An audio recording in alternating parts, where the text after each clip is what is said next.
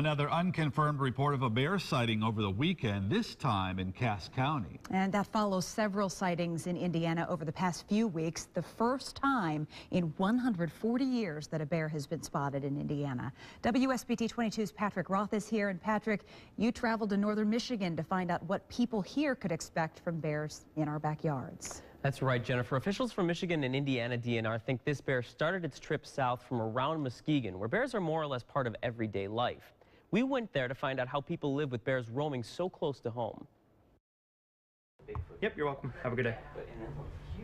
No bear call. This DNR office in Plainwell, Michigan was effectively ground zero as they answered calls and tracked the progress of a black bear making its way down south from Muskegon through Berrien County.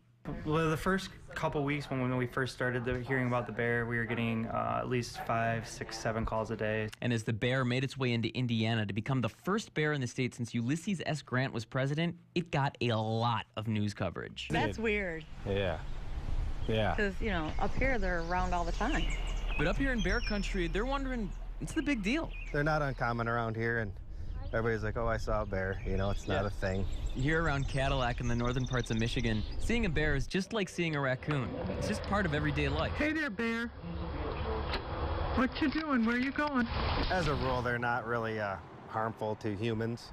They see you, they go the other way. They're not looking to interact with you. They just happen to walk past where you live and where you reside. It's a male bear, and he's all by himself, so as long as you don't bug him, he's usually more scared of you. Now this is the kind of spot that a bear should love. And what officials are trying to figure out is why would a bear leave a spot like this to go all the way south to Indiana? We are kind of questioning that too. He just decided that, or it decided that it just really liked southern Michigan and the lakeshore, apparently. Generally, this time of year is when the young bears are starting to move out and find their own territories. It could have just been following a stream. It could have been a bear cub that was born relatively far south and is just continuing the journey a little bit further south. But maybe the only way to know for sure is to go right to the source. Why is your cousin in Indiana? Was it here for South Bend 150? Of course, the big question is, what's causing these bears to move so far south? Could it only be a matter of time before you see signs like this in southwest Michigan and northwest Indiana? That depends on who you ask. It's slowly going to move to Indiana and, you know, downstate. Yeah. I mean, it's inevitable.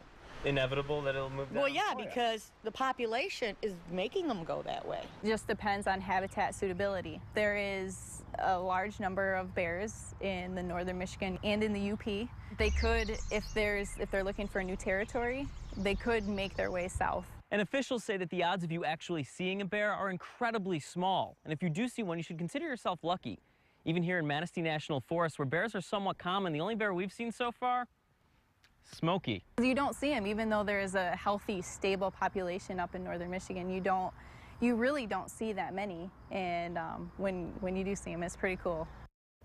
The people I spoke to in northern Michigan said that the bears are really similar to raccoons. They typically come out at night, and it's more or less the case that you realize they've been through your stuff after the fact. You don't actually see them rummaging through your garbage. Very common. Yeah, and there's a reason for that. Okay, so if bears are going to be moving into our area, and there's really no evidence as to that, did DNR say anything as far as when they think that might happen? It's not like they have an exact date or an exact number of years. They're saying it would probably be about 10 years at the least. That's their thought. But they also point out that, you know, there are bears in Kentucky, and when they first heard about this, they were surprised because they thought bears would be coming through the southeast. So you might see bears in 10 years, but it might only be in southeastern Indiana. And like you said, at night, they come out at night, so not everybody sees them. No, you don't see them. The video. You think we were talking about that. Why haven't there been more pictures of video of the bear traveling through our area? Because they're out at night. Because you think the first thing you do is grab your phone or a camera. And safely and take a picture. They're not ringing your doorbell. They're not door-to-door salespeople. You know, it's kind of hard to get a photo of them. There you go. All right.